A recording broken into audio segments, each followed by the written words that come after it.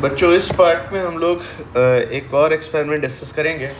Lab में experiment हमें करना होता है, बड़ा सिंपल सा कि इंटरनल रेजिस्टेंस ऑफ सेल निकालना है। Find internal resistance of cell किसकी हेल्प से? By the help of potentiometer. अभी बात हमने पहले भी पढ़ी हुई है कि अगर आप एक सेल लेते हैं तो सेल की अपनी एक प्रॉपर्टी उसका ईएमएफ हो गया। वो आपको प्रॉमिस करता है कि मैं आपको, अगर मान लेते हैं ये 6 वोल्ट का सेल है तो ये प्रॉमिस करता है कि मैं आपको 6 वोल्ट दूंगा। लेकिन अगर याद हो, जब आप इसे सर्किट में यूज़ करते थे, ये इसका प्लस टर्मिनल है, माइनस टर्मिनल, सर्किट में आपने आर लगा दिया तो जो वोल्टेज मिलने वाला है सबको पता है सर, ये 6 वोल्ट से थोड़ा कम मिलेगा। रीज़न सबको पता है कि डेल्टा वी की वैल्यू क्या होती है? E minus I R. ये आई जो है, जब आप करंट खींचोगे तो जो पोटेंशियल डिफरेंस आपको मिलेगा वो डेल्टा वी आपका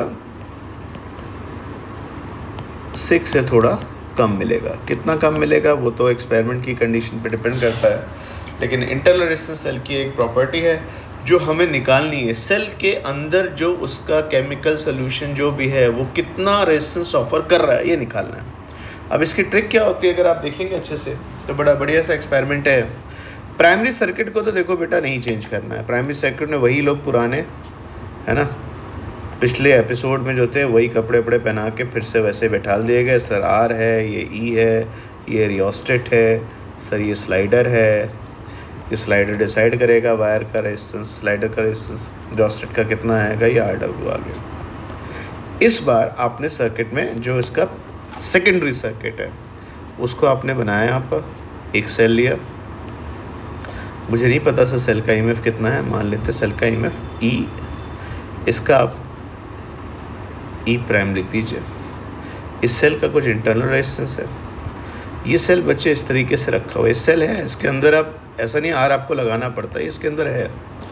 और इसके साथ पैरेलल में आप एक रेजिस्टेंस लगा दीजिए। ये मान लीजिए कोई रेजिस्टेंस बॉक्स जैसा हो सकता है, और इसके साथ एक की लगा दीजिए। इसको बच्चे आपने यहाँ पे ज्वाइन किया। आगे वही सारी चीज़ें, गैलोमीटर जो कि आपको यूज़ करनी है जिससे आप नल पॉइंट निकाल पाएँ। क्लियर? तो ऊपर वाले सर्किट में कुछ चेंज हुआ। इससे पहले आप 2 सेल लगाते तो आप 2 सेल की जगह आप एक रेजिस्टेंस बॉक्स लगा रहे हैं और एक की लगा रहे हैं। सर ठीक है, अच्छी बात है। तो हम लोग को ये एक्सपेरिमेंट 2 बार करना है। एक बार की को आप ऑफ कर दीजिए। अच्छा बच्चे, अगर आप की ऐसी नहीं अच्छी लगी तो आप ऐसे की बना दो भाई, यहाँ पे अपनी फेवरेट जो इस तरीके से की आपने ऑफ कर दिया। की अगर ऑफ करोगे तो फिर से आप क्या करेंगे सर? नल पॉइंट ढूंढेंगे। नल पॉइंट ढूंढेंगे तो मैं एक बार फिर से इसको बना देता हूँ। देखिएगा, ये आपका प्राइमरी सर्किट है ना, सब कुछ वैसे का वैसे ही जैसा पहले था। अब आपने क्या किया, यहाँ पे जो सेकेंडरी सर्किट था उसमें आपके पास एक ईएमएफ आ रहा है और आपने बच्चे नल पॉइंट ढूंढ लिया है। नल पॉइंट मान लेते हैं किस पॉइंट पे आ गया? सी पॉइंट पे आ गया। क्लियर? मान लेते हैं नल पॉइंट कितनी डिस्टेंस पे आता है? L1 पे आता है। ये आपके पास ई प्राइम था, इसका इंटरनल रेजिस्टेंस है। लेकिन एक बात मुझे बताओ, VA माइनस VC की वैल्यू क्या होगी? तो अब जल्दी से देखो VA माइनस VC क्या बोलता है। सर देखिए, VA माइनस VC अगर प्राइमरी सर्किट से देखेंगे तो यूनिट लेंथ पे देखिएगा, यूनिट लेंथ में कितने का ड्रॉप होता है? 5। तो L1 लेंथ में कितने का ड्रॉप होगा? 5L1। तो ये वैल्यू VA माइनस VC की वैल्यू कितनी आ गई? 5L1। और ऊपर से VA माइनस VC सर कितना आएगा? सर ध्यान से देखिए, सर्किट में तो करंट ही नहीं है ना, ये पॉइंट C हुआ और ऊपर VA minus VC voltage drop कितना मिलता था? सर ऊपर वाला सर्किट तो ओपन सर्किट है ना, उसमें करंट जा ही नहीं रही है ना भाई। जब गैलोमीटर से करंट नहीं जा रही है तो ऊपर वाले में करंट नहीं जा रही है। तो VA minus VC open circuit में सबको पता है ईएमएफ जो पोटेंशियल ड्रॉप आएगा वो ई प्राइम आ जाएगा। तो दोनों को अगर मैं ठीक से लिखूँ तो ई प्राइम की वैल्यू क्या हो गई बेटा? 5L1। अगर मुझे ज़रूरत होती कि ई प्राइम कितना है तो मेरा आंसर आ जाता, शर्त है 5 पता हो। दूसरी बार आपने एक्सपेरिमेंट रिपीट किया और की ऑन करके किया। की ऑन करके किया तो अब आप अच्छे से देखो तो सर्किट कैसा बना। मैं एक बार फिर से रीड्रॉ कर देता हूँ, जल्दी से देखो। ये प्राइमरी, अब मैं वायर ही दिखा रहा हूँ केवल, ठीक। इसके ऊपर बच्चे आपने क्या किया? एक सेल लगाया। सेल कितने का है? ई प्राइम का। सेल का इंटरनल रेजिस्टेंस कितना है? आर है। और इसके साथ ऊपर एक रेजिस्टेंस बॉक्स। रेजिस्टेंस बॉक्स का मतलब क्या हुआ? बिना सर्किट को टच किया आप उसमें डिफरेंट रेजिस्टेंस इंट्रोड्यूस कर सकते हैं। ये आपके पास आया सर, ये गैलोमीटर और ये आपका नल पॉइंट। भाई मैं मान रहा हूँ कि मैंने नल पॉइंट ढूंढ लिया है और मेरा नल पॉइंट इस बार थोड़ी सी कम डिस्टेंस पे आया है। सर कम डिस्टेंस पे क्यों आया? क्योंकि अब सर्किट देखिए बच्चे, पहले ऊपर वाला सर्किट कैसा था, ये वाला सर्किट ओपन था, अब ये वाला सर्किट क्लोज कर दिया ना आपने, तो सर ये जो बैटरी ई प्राइम वाली होगी डिस्चार्ज हो रही होगी, तो अब पोटेंशियल डिफरेंस जो भी मिलेगा सेल के क्रॉस वो थोड़ा सा कम मिलेगा। ज़रा मुझे बताइए VA माइनस VC की वैल्यू प्राइमरी सर्किट से कितनी होगी? तो यूनिट लेंथ में कितने का ड्रॉप होता है 5, तो L2 लेंथ में कितने का ड्रॉप होगा 5L2। इन दो पॉइंट्स का पोटेंशियल डिफरेंस 5L2 होगा। ठीक, अब आप ऊपर सर्किट से चलिए तो VA माइनस VC कितना होगा? सर इस बार VA माइनस VC क्यों? नल पॉइंट है तो ये सी, ये पॉइंट है। सर इस बार VA माइनस VC देखिए, it is a potential drop across the wire, लेकिन ऊपर वाले सर्किट में करंट होगी, मैं लिख देता हूँ, करंट नीचे होगी, करंट ऊपर होगी, पर करंट एक सर्किट से दूसरे सर्किट में नहीं जाएगी। यहाँ की ऐसे टर्न करती रहेगी, यहाँ की ऐसे टर्न करेगी, क्योंकि अगर इधर से इधर जाती तो श्योरली बेटा फिर आपका गैल्वेनोमीटर में डिफ्लेक्शन आता। नहीं सर, ऊपर करंट चले। अच्छा, ऊपर करंट अगर मान लो I है ना, मान लेते करंट कितनी है बेटा, I करंट आ रही दिख रही है, तो VA माइनस VC कितना होगा? तो आप बोलोगे E प्राइम माइनस IR। तो इसका मतलब इस बार जो मुझे सेल के क्रॉस वोल्टेज मिलेगा, जो सेल प्रॉमिस करता था है ना कि मैं इतना पोटेंशियल दूंगा, उतना नहीं मिलेगा, उससे थोड़ा कम मिलेगा। तो सर 5 पे तो हम जाते ही नहीं है। तो अगर ज़रा इस इक्वेशन को देखा जाए बच्चे, तो क्या बनेगा, मैं डिवाइड कर देता हूँ यहाँ पर E प्राइम को E प्राइम माइनस IR से। पहले मैंने EMF मेज़र किया था तो 5L1 था, इस बार मैंने वोल्टेज मेज़र किया है, सर्किट कंप्लीट हो गया, तो 5L2 5 आपका कैंसिल होके ये L1/L2 आ गया। E प्राइम आपका इंटरेस्ट कहाँ छुपा हुआ है R में, और क्या I निकाल सकते थे यहाँ बच्चे? हाँ I निकाल सकते हैं। I कैसे आएगा बताओ? ये सर्किट पूरा ऊपर वाला, तो रेजिस्टेंस बॉक्स का रेजिस्टेंस कुछ तो होगा। रेजिस्टेंस बॉक्स का रेजिस्टेंस अगर नहीं पता तो मैं उसको चाहूँ तो बच्चे क्या लिख सकता हूँ, X लिख सकता हूँ, ठीक है ना। X तो मैं अपनी तरफ से वैल्यू डाल सकता हूँ, तो बताइएगा ऊपर वाला सर्किट कंप्लीट, तो करंट कितनी होगी इस सर्किट में, I = E divide by R plus X। Okay, तो I की वैल्यू बोले क्या हो जाएगी, E prime divide by R small r जो आपने सेल का रेजिस्टेंस लिया, और X जो आपने रेजिस्टेंस बॉक्स से इंट्रोड्यूस किया। ये वैल्यू किसके इक्वल हो गए यहाँ पर, तो आप बोलोगे L1/L2 के इक्वल। ऐसा करने से E प्राइम भी कैंसिल हो गया। तो ऐसा लग रही है अपनी बात बनती हुई कि R plus X minus R divide by R plus X = L1/L2। R cancel हुआ और वैल्यू क्या आ गई, R plus X divide by R = L1/L2। अगर बच्चे मैं यहाँ पे पूछूं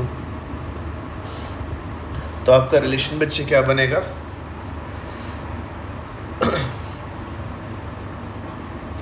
तो आपका रिलेशन बेटा आ गया इस तरीके से, R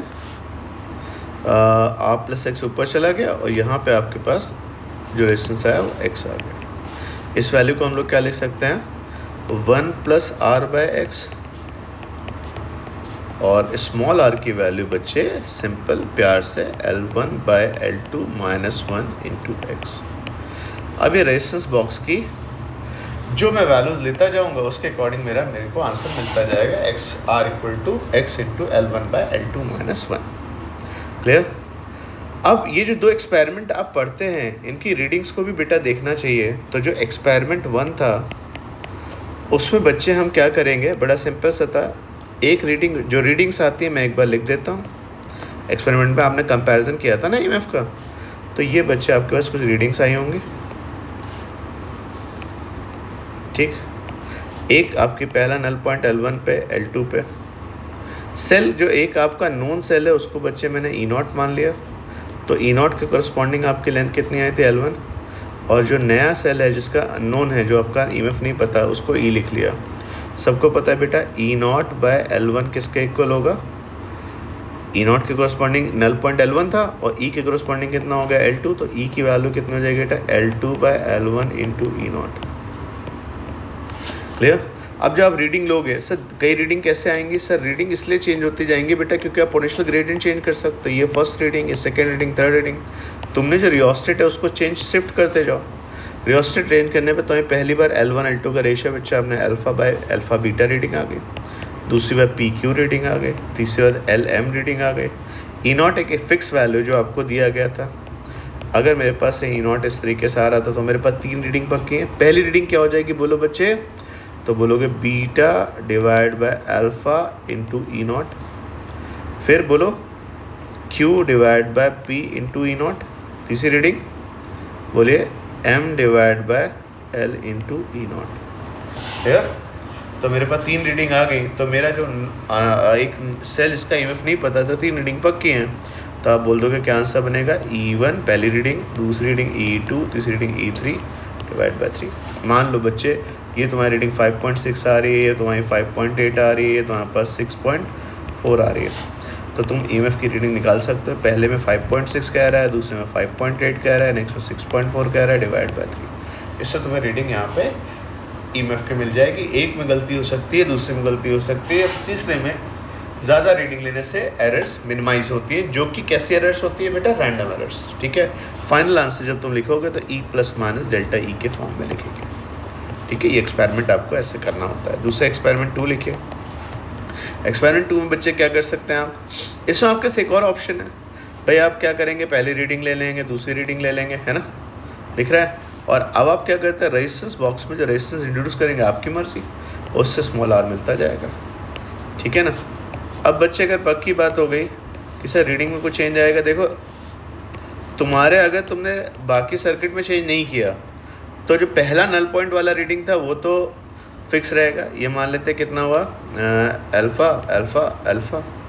और अगर तुम रेजिस्टेंस बॉक्स, जैसे रेजिस्टेंस बॉक्स है आपके पास, उसमें से 1 वाली की निकाल दी या 2 वाली की निकाल दी या 3 निकाल दी, तो जैसे जैसे की निकालते जाओगे रेजिस्टेंस इंट्रोड्यूस होता जाएगा। तो इस बार बच्चे मैंने ये वैल्यू क्या मान ली यहाँ पर, सर रेजिस्टेंस बॉक्स मैंने कितना निकाल दिया, R1 निकाल दिया, फिर कितना निकाल दिया, R2 निकाल दिया, फिर कितना निकाल दिया, R3। उस हिसाब से मेरी L1 L2 L3 की रीडिंग्स चेंज होती जाएंगी। तो ये मान ली बेटा कितनी रीडिंग आ गई, बीटा आ गई, ये कितनी आ गई, गामा आ गई, ये कितनी आ गई, 5 आ गई। तो स्मॉल r की वैल्यू बोलिए बच्चे क्या होगी, R1 into L1 by L2 minus 1, तो अल्फ़ा बाय बीटा माइनस 1 पहली रीडिंग। दूसरी reading R2 alpha divide by gamma minus 1। तीसरी reading R3 alpha divide by 5 minus 1। तो क्या मुझे सेल के 3 इंटरनल रेजिस्टेंस 3 रीडिंग मिल जाएंगी। लेट्स से मुझे पहला सेल का रीडिंग कितना मिल गया, इंटरनल रेजिस्टेंस का 1.2 ओम आ गया, दूसरा कहता है सर 1.4 ओम है, तीसरा कहता है सर मेरे पास 1.6 ओम है। ठीक है, सेल का इंटरनल रेजिस्टेंस बोल सकते हैं कितना होगा, एवरेज ले लीजिए 1.2 1.4 1.6 डिवाइड बाय 3। और क्या सारी रीडिंग्स में कुछ एरर होगी, ज़रा बोलिए वैल्यू कितनी आएगी, 1.6 1.4 कितना हो गया, 3 एंड 4.2, तो 4.2 डिवाइड बाय 3, तो आपका आंसर कितना आ गया यहाँ पे 1.4 ओम आ गया। 1.4 ओम मेरे को पूछे क्या सब रीडिंग्स में कुछ एरर है, सर पहले में 0.2 है, दूसरे में 0 है, नेक्स्ट में 0.2 है डिवाइड बाय 3, तो आपका आंसर आ गया 0.4 डिवाइड बाय 3। तो आपका को पूछे सर यहाँ पे परसेंटेज एरर कितनी होगी, तो परसेंटेज एरर होती थी delta R by R into 100, तो आपकी वैल्यू हो जाएगी 0.4 divide by 3 into 1.4 into 100। Clear. तो अगर मैं एरर की बात करूँ बच्चे यहाँ पे, तो मेरे पास जो एरर आएगी वो कितनी बनी, देखा जाए परसेंटेज एरर कितनी है, तो 0.4 डिवाइड बाय 3 लिखा बच्चे आपने, डिवाइड बाय 1.4 इंटू 100। तो आप ऐसे लिख सकते हो सर यहाँ पे सर मेरा R का आंसर कितना आ रहा है, सर अप्रॉक्सीमेटली 9% की एरर आ रही है। अब अगर 9% की बेटा एरर है आपके पास, तो आप बोलोगे सर यहाँ पर रेजिस्टेंस है कितना 1.4 ओम, सर लेकिन सर मेरे पास 9% की एरर हो सकती है। तो हमने टोटल जो पोटेंशियोमीटर पढ़ा, अगर मैं एक बार मैं आपको सारा डिस्कशन दूँ, तो पोटेंशियोमीटर में पहले आपको क्लैरिटी होनी चाहिए कि भाई एक आइडियल वोल्ट मीटर है, ये करंट विड्रॉ नहीं करता है, बिना करंट खींचे रीडिंग्स देता है। आपने कंपैरिजन करके भी देखा। मेन होता है प्राइमरी सर्किट जो आपको लैब में बना बनाया मिलता है, उससे आप पोटेंशियल ग्रेडियंट निकालते हो। लैब में पोटेंशियल ग्रेडियंट का रूल बहुत ज़्यादा नहीं है, क्योंकि फॉर्मूले बनाए ऐसे गए हैं जो इस तरीके से आ रहे हैं कि सर जिसमें फाई की ज़रूरत ना पड़े। मैंने पोटेंशियल ग्रेडियंट आपको बताया, देखो कितना बढ़िया पॉइंट था। यहाँ पर डी का नल पॉइंट नहीं मिलना था सर, यहाँ पर डी का नल पॉइंट क्यों नहीं मिलना था सर, डी है -2 और नीचे है सर 18 है, 13.5 है, 9 है, 4.5 है भी, तो उसको नल पॉइंट मिलेगा ही नहीं। नल पॉइंट के लिए ज़रूरी है बच्चा कि ये जो आप ऊपर वाला सर्किट यूज़ करें उसका EMF इसके कंपेरिजन में बहुत छोटा होना चाहिए, जिससे आपको मिले। देखिए 20 पे भी नल पॉइंट नहीं मिल रहा था। कंपैरिजन वाले point clear, E1 by E2 equal to L1 by L2। सेल के अंदर उसका एक इंटरनल रेजिस्टेंस होता है, वो इंटरनल रेजिस्टेंस बच्चे हम लोग सॉल्व कर सकते हैं कैपिटल आर या एक्स L1/L2 - 1 से। एक्स की रीडिंग आप चेंज करते जाएंगे रेजिस्टेंस बॉक्स से और आपको L1 L2 की रीडिंग्स नहीं मिलेंगी, उससे आप 2-3 रीडिंग ले लीजिए और एवरेज से आंसर रिपोर्ट कर सकते हैं। ठीक है, तो ये पोटेंशियोमीटर के हमारे डिस्कशन थे 2 एक्सपेरिमेंट के साथ। ओके, बाकी हम इसके